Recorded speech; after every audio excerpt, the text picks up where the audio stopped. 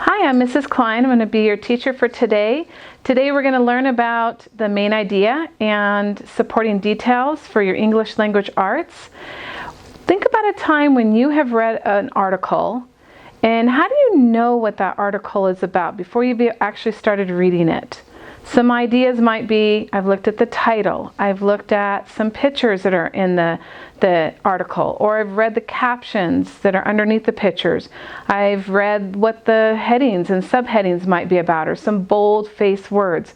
These are things that help us to know what maybe is going to be happening in our story, but today we're going to talk about the main idea and how we figure out what our main idea is. So I'm going to show you guys a little anchor chart that kind of will help us be able to kind of look at some of those things, okay? So good readers can identify the main idea by doing these things. The main idea is what the text is mostly about. So some clues might be, what is the text mostly about? Look at titles and headings. Look at pictures, which we mentioned. Sometimes the main idea is stated in the first or the last sentence. You look for clue words that are used repeatedly, like wolves, and you see the word wolves every so often inside the story. Our main idea might be about wolves. All right, I'm going to show you guys a PowerPoint. Bear with me while I get that started for you.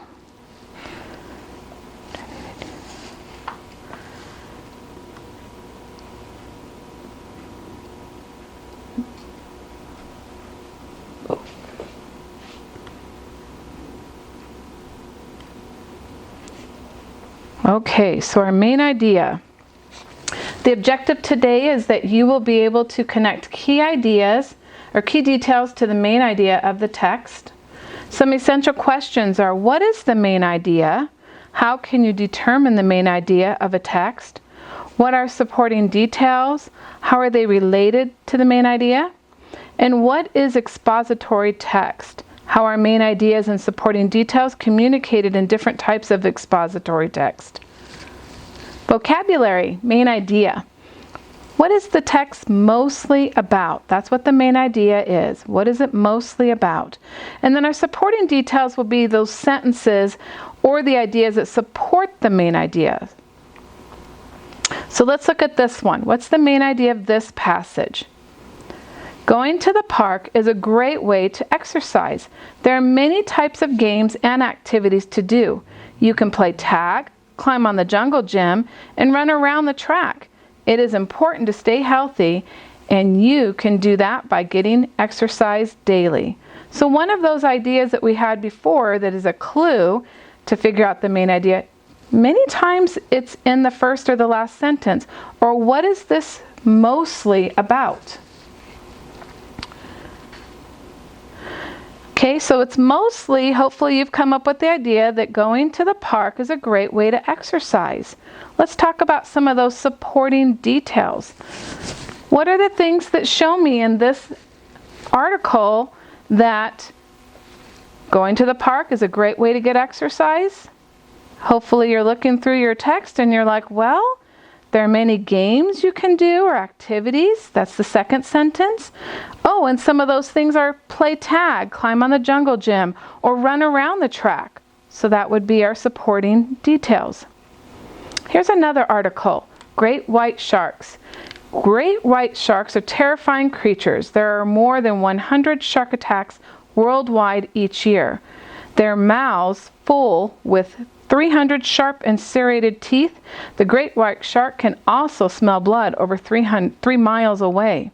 So what would be our main idea? What word do you hear often in this? I hear great white shark more than once. So hopefully you pick the first sentence, that great white sharks are terrifying creatures. So the passage is mostly about great white sharks. Why does the author think that great white sharks are terrifying? When I go back and look here, I can see that, wow, they have these 300 sharp serrated teeth. There's lots of attacks worldwide every year, and they also can smell blood for 3 miles away. What type of passage is the great white shark? This story does not have any characters It does not have a setting. So this would be considered an expository text or informational text.